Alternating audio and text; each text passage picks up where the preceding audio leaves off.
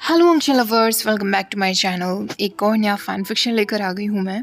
जो mafia fan fiction मैं आपके साथ शेयर करने वाली थी ना, उसकी परमिशन तो मुझे अभी नहीं मिल पाई है, इसलिए आज कोई दूसरा फ़ैन फिक्शन शेयर कर रही हूँ। और ये एक फ़ैन फिक्शन ही है, ये कोई नॉवल नहीं है। और हमेशा की तरह ये फ़ैन फिक्शन भी एकदम हट के होने वाला है। इस तरीके का फ़ैन फिक्शन मैंने पहले कभी शेयर नहीं किया। और सबसे ज़्यादा अच्छी बात है कि ये एक ओमेगा वर्स फ़ैन फिक्शन है, जिसकी रिक्वेस्ट मुझे हमेशा आती रहती है। फैन फिक्शन का नाम है शूट योर शॉट, हॉट और नॉट। फैन फिक्शन का लिंक और फैन फिक्शन के ऑथर का नेम आपको डिस्क्रिप्शन बॉक्स में मिल जाएगा। लाइन में आपको थोड़ी सी इसमें बता देती हूँ। ये एक डेटिंग शो पर बेस्ड है।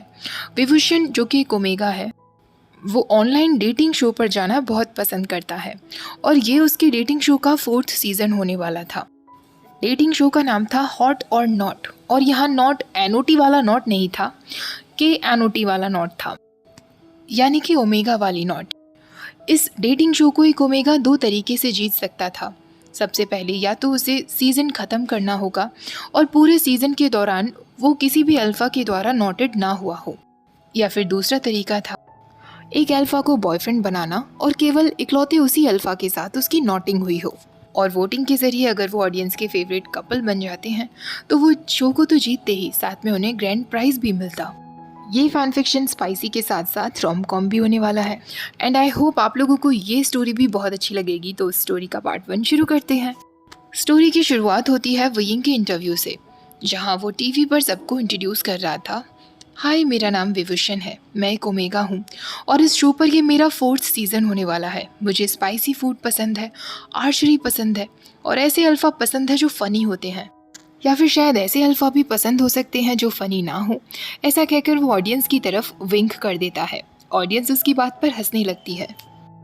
होस्ट उससे पूछता है, अब तक के आप लॉन्गेस्ट रनिंग कंटेस्टेंट रहे हैं चिंसू के साथ साथ। आप दोनों ही 4 सीज़न तक पहुँचे हैं, ये तो काफ़ी अमेजिंग है।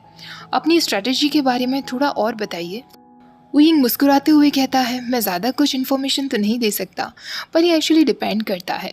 जब भी हमें कंपीटिंग अल्फाज की लिस्ट दी जाती है तो शो शुरू होने के कुछ हफ्तों पहले से ही मैं उन अल्फाज पर अपनी रिसर्च करना शुरू कर देता हूँ। होस्ट कहता है, वैसे अब तक सारी कंपीटिंग अल्फाज को तुम्हारी रेपुटेशन के बारे में पता चल चुका होगा। तुम पहले से ही अपनी ट्रिक्स से पुराने 3 सीजन्स जीत चुके हो, जबकि जो बाकी ओमेगा कॉम्पिटिटर्स थे उन्हें अपने सटल रूट पर जाना ही पसंद था। इस साल तुम्हारी क्या प्लानिंग है? तुम्हारी ये स्ट्रैटेजीज तो ऑलरेडी कंपीटिंग अल्फाज को पता चल चुकी होंगी। विंग कहता है, मेरे लिए यही स्ट्रैटेजीज ने काम किया है और मुझे ये भी बताया गया है कि टेलीविज़न पर मेरी इन्हीं स्ट्रैटेजीज को पसंद किया जाता है। टीवी पर विंग का ये इंटरव्यू चल रहा था और ऑफ स्क्रीन हुएसांग और विंग साथ साथ बैठकर इस इंटरव्यू को देख रहे थे। हुएसांग विंग से कहता है, that was actually pretty good. तुम सच में काफ़ी कॉन्फिडेंट दिख रहे थे, हालांकि थोड़े से एरोगेंट भी। विंग कहता है, मैं ऐसा ही हूँ। 4th सीज़न शुरू होने में केवल 3 दिन बाकी थे। विंग ट्रेडमिल पर दौड़ रहा था, उसकी पूरी बॉडी पर पसीना था और वो बार बार सोच रहा था कि वो इस सीज़न में क्या क्या करने वाला है। दूसरी तरफ सोफा पर हुएसांग बैठा हुआ था, जो अपने फैन से खुद को हवा कर रहा था। विंग उससे भी पूछना चाहता था कि वो इस बार क्या प्लान करने वाला है, पर शायद ऐसा पूछना रूड होगा। हालांकि उसे पता था कि हुएसांग का प्लान उससे बिल्कुल डिफरेंट होगा। विला में जाने के बाद हुएसांग विंग का एक बहुत अच्छा फ्रेंड बन गया था और विंग को उसके साथ रहना बहुत पसंद था। जितना ये गेम सिंपल दिख रहा था, उतना ये बिल्कुल भी नहीं था।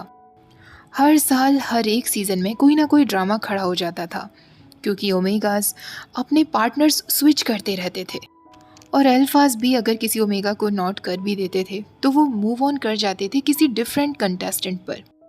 इंटरव्यूअर विंग से कहता है, कुछ ऑडियंस आर्गुमेंट कर रही है इस बात को लेकर कि तुम्हारे पास बाकी सारे कंटेस्टेंट से ज़्यादा एडवांटेज हैं, क्योंकि तुम यहाँ पर चौथी बार आ रहे हो और तुम शो के फॉर्मेट से काफ़ी फैमिलियर हो गए होंगे। विंग कहता है, श्योर, वो लोग बिल्कुल सही कह रहे हैं, मेरे लिए ये एक एडवांटेज ही है। पर इस शो में वो एडवांटेज काम नहीं आने वाला है, क्योंकि यहाँ पर आपके पास रियल सर्वाइवल स्किल्स भी आनी चाहिए।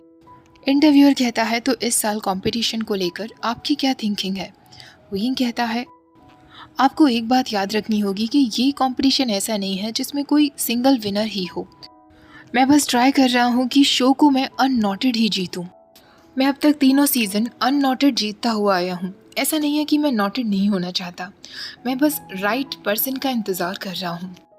इंटरव्यूअर कहता है, मैंने नहीं सोचा था कि आप इतने रोमांटिक भी हो सकते हैं। विंग मुस्कुराते हुए कहता है, मैं एक रियल रोमांटिक पर्सन हूँ। आफ्टर ऑल हम लोग 2 हफ्तों तक आउटडोर्स में रहने वाले हैं, जहाँ ना ही तो शावर्स होंगे ना टॉयलेट्स होंगे। तो आप खुद सोचिए कि विला कितना ज़्यादा रोमांटिक हो सकता है। इंटरव्यूअर पूछता है, और अल्फाज के बारे में आपका क्या कहना है? विंग कहता है, वो सारे ही अल्फाज काफ़ी एक्साइटिंग लग रहे हैं। मैंने उन सब की प्रोफाइल्स के बारे में पढ़ लिया है, पर मैं तब तक उनके बारे में कुछ नहीं कह पाऊंगा जब तक वो मेरे बहुत नज़दीक ना हो। फाइनली शो का पहला हफ्ता शुरू हो जाता है। सारे अल्फाज को अल्फा विला में भेज दिया गया था, जिससे वो ओमेगास से दूर ही रह सकें। अल्फा कंटेस्टेंट्स पूरे 20 थे, जबकि ओमेगास केवल 10 थे। टीवी पर सारे अल्फाज अपनी बॉडी शो करते हुए अपने शोल्डर्स पर अपने अपने लगेज लेकर अपने विला में अंदर जाते हुए दिख रहे थे। वहीं ओमेगास सिर्फ और सिर्फ अपनी ग्रूमिंग में बिजी दिख रहे थे। विंग बेड पर ह्वेसांग और मुशन्यू के बीच लेटा हुआ दिख रहा था। वो लोग स्क्रीन पर कैमरे के थ्रू अल्फाज की तरफ देख रहे थे। एक एक करके हर एक अल्फा अपना इंट्रोडक्शन देता जा रहा था और विला में एंटर कर रहा था। अल्फा विला ओमेगा विला से केवल 20 मीटर की दूरी पर ही था। जब जिन जुशिन की एंट्री होती है तो टीवी नरेशन होता है। नेक्स्ट अल्फा कंटेस्टेंट है जिन जुशिन, जो कि न्यूली सिंगल अल्फा है। वो काफ़ी वेल्दी है और हॉट है।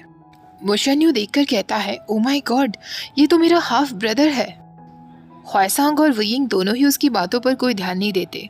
वो फिर से अपना ध्यान कैमरे की तरफ कर लेते हैं, जहां जिन जुशिन अपना इंट्रोडक्शन दे रहा था। उसने अपनी पूरी बॉडी पर गोल्ड से भरी हुई एसेसरीज पहनी हुई थी। उसको इतना रिच देखते हुए विंग आखिरकार मुशन्यू से पूछ ही लेता है, तुम दोनों की मदर सेम है या डैड सेम है? मुशन्यू कहता है, हम दोनों के डैड सेम हैं। ये सुनने के बाद विंग और ह्वेसांग एक दूसरे की तरफ देखते हैं। ह्वेसांग कहता है, क्या तुम्हें नहीं पता था कि तुम्हारे डैड इतने रिच हैं? मुशन्यू उन दोनों को कोनी मार देता है। विंग को तभी याद आता है कि कैमरास की नज़र उन लोगों की तरफ होंगी, और वो इस वक्त कुछ भी ऐसा नहीं बोलना चाहता था जिससे वो ऑडियंस की नज़रों में गिर जाए। उसे इस वक्त ऑडियंस सपोर्ट की बहुत ज़रूरत थी। वो कैसे भी फिनाले तक पहुंचना चाहता था। पर ह्वेसांग कहता है, इसका मतलब तो ये हुआ ना कि इस शो पर तुम्हारे 2 ब्रदर्स मौजूद हैं। ऐसा कहकर ह्वेसांग दूसरी तरफ इशारा करता है जहां मेंग्याओ का बेड था। मुशन्यू कहता है, हाँ, पर हम आपस में ज़्यादा बात नहीं करते। मुझे ये तक नहीं पता था कि इस शो के लिए इन दोनों ने भी अप्लाई किया हुआ है। वैसे भी मेंग्याओ और मेरे बीच तो कुछ हो नहीं सकता, क्योंकि हम दोनों ही ओमेगाज हैं। विंग ये सुनकर कहता है, लग रहा है इस सीज़न बहुत ज़्यादा मज़ा आने वाला है। सिबलिंग्स की राइवलरी देखने को मिलेगी या फिर फैमिली रीयूनियन होगा। मुशन्यू कहता है, मैं उन दोनों से दूर ही रहना पसंद करूँगा, थैंक्स। अब वो लोग फिर से स्क्रीन की तरफ देखते हैं। नेक्स्ट एंट्री वेंचाओ की होने वाली थी। वेंचाओ फेमस वैन फैमिली का सेकंड सन था और वेंचू का यंगर ब्रदर था। वेंचू ने भी काफ़ी सारे सीजन्स में कम्पीट किया था। वेंचाओ भी काफ़ी ज़्यादा रिच था। विंग कहता है कि अल्फाज कितने भी रिच क्यों ना हो, पर मनी से ये प्यार तो नहीं खरीद सकते। पर ह्वेसांग कहता है, पर मनी से ये मेरे जैसा ओमेगा तो खरीद ही सकते हैं। मुशन्यू नेक्स्ट अल्फा एंट्री पर ह्वेसांग से कहता है, ह्वेसांग, ये तो तुम्हारा बड़ा भाई है ना? ह्वेसांग कहता है, हाँ, वो दग्गा है। वो यहाँ शायद मुझ पर नज़र रखने के लिए आए हैं। विंग कहता है, ओ माय गॉड, उनकी बॉडी तो देखो। उन्हें देखकर लग तो नहीं रहा कि वो यहाँ जीतने के लिए नहीं आए हैं। ह्वेसांग कहता है, मेरे ब्रदर ऐसे ही दिखते हैं जैसे वो हमेशा जीतने के लिए ही तैयार रहते हैं। इंट्रोडक्शन के बाद उसी दिन अल्फाज और ओमेगास की एक मीटिंग रखी जाती है, जहाँ सब लोग काफ़ी अच्छे से ड्रेस्ड अप हुए थे। सबके हाथ में शैम्पेन के ग्लास थे। अभी एपिसोड 1 शुरू भी नहीं हुआ था और सबके बीच में ऑलरेडी एक सेक्सुअल टेंशन या फिर कहें नर्वसनेस नज़र आ रही थी। विंग ने सबको देखने के बाद मेंटली ऑलरेडी सोचना शुरू कर दिया था कि इनमें से कौन है जो एंड तक रुकने वाला है या फिर बाहर हो जाने वाला है। विला में पूल था, हॉट टब था, जिम रूम था और एक सिनेमा रूम भी था। विंग की नज़र सबकी तरफ थी, तभी सुशी उसके पास आता है और उसे ड्रिंक ऑफर करता है। विंग 3rd टाइम उससे ड्रिंक ले तो लेता है, पर आखिरकार वो उससे कहता है, मुझे नहीं पता था कि तुम एक वेटर हो, मुझे तो लग रहा था कि तुम एक कंटेस्टेंट हो। ये सुनते ही सुशी का चेहरा बुरी तरह लाल पड़ जाता है। विंग को साफ दिख रहा था कि वो उस पर चांस मारने की कोशिश कर रहा है, पर विंग को उसमें कोई भी इंटरेस्ट नहीं था। सुशी को विंग पर बहुत गुस्सा तो ज़रूर आ रहा था, पर वो इतना ज़्यादा ड्रंक था कि वो टेबल पर ही अपना सिर रखकर लेट गया था। विंग उठकर उसे अकेला छोड़ते हुए वहाँ से जाने लगता है। तभी कोई अचानक उसके सामने आ जाता है और उससे पूछता है, क्या तुम ठीक हो? विंग जब उसकी तरफ देखता है तो वो तुरंत समझ जाता है कि वो लांगवांगजी था। विंग ने जितनी भी कंटेस्टेंट को लेकर इन्फॉर्मेशन कलेक्ट की थी, उससे वो लांगवांगजी ही हो सकता था। विंग मुस्कुराते हुए कहता है, मैं तो ठीक हूँ, मैं इतनी जल्दी ड्रंक नहीं होता, पर शायद वो ठीक नहीं है। वो सुशी की तरफ इशारा करते हुए कहता है। वांगजी की नज़र सुशी पर पड़ती हैं, पर वो विंग से सिर्फ कहता है। विंग कहता है, उसकी चिंता मत करो, प्रोडक्शन स्टाफ उसका ख्याल रख लेंगे। वैसे तुम ड्रिंक नहीं कर रहे हो? वांगजी कहता है, मैं ड्रिंक नहीं करता। विंग उससे कहता है, वाओ, पर इस शो में अगर तुम ऑल द टाइम सोबर रहोगे तो तुम्हारे लिए ठीक नहीं होगा। ऐसा कहकर विंग आसपास की तरफ देखता है तो सारे ही अल्फाज और ओमेगास राउडी ड्रंक या फिर हॉर्नी ड्रंक नजर आ रहे थे। वांगजी एक बार फिर उससे सिर्फ कहता है। विंग कहता है, वैसे तुम्हें देखकर लग नहीं रहा कि तुम इस तरीके के लड़के होंगे जो डेटिंग शोज में जाता होगा। वांगजी एक डीप वॉइस में कहता है, ओ रियली? विंग कहता है, तुम्हें पता है नेक्स्ट 6 वीक्स बहुत ज़्यादा रफ होने वाले हैं। वांगजी कहता है, मैं धीरे धीरे डिस्कवर कर रहा हूँ। विंग कहता है, क्या तुमने यहाँ साइन अप करने से पहले एक भी बार इस शो को कभी देखा है? वांगजी उससे कहता है, मैंने केवल लास्ट ईयर का फिनाले एपिसोड देखा था। विंग कहता है, ओ माई गॉड, सीरियसली? विंग मन में सोचने लगता है, हॉट और not most popular dating show है, क्योंकि इसके फर्स्ट 6 वीक्स तो बिल्कुल बाकी सारे नॉर्मल रियलिटी डेटिंग शो की तरह ही जाते हैं, जिनमें सारे कंटेस्टेंट सेम आइलैंड पर होते हैं। ओमेगाज और अल्फाज का विला अलग अलग होता है। डे टाइम में वो लोग एक दूसरे से इंटरेक्ट करते हैं और कुछ चैलेंजेस टास्क होते हैं जो प्रोडक्शन टीम देती है। उसके बाद व्यूअर्स वोटिंग के बेस पर कंटेस्टेंट्स जब जीत जाते हैं तो उन्हें मौका मिलता है स्नैजी डेट्स पर जाने का या फिर नाइट आउट्स का।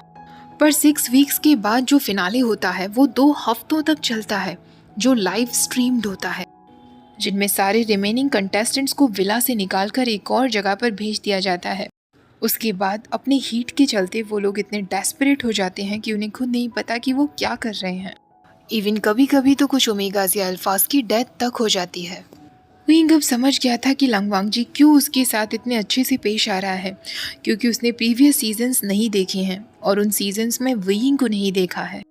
जब डिनर का टाइम होता है, वांगजी स्पेशली विंग के लिए सीट निकालता है।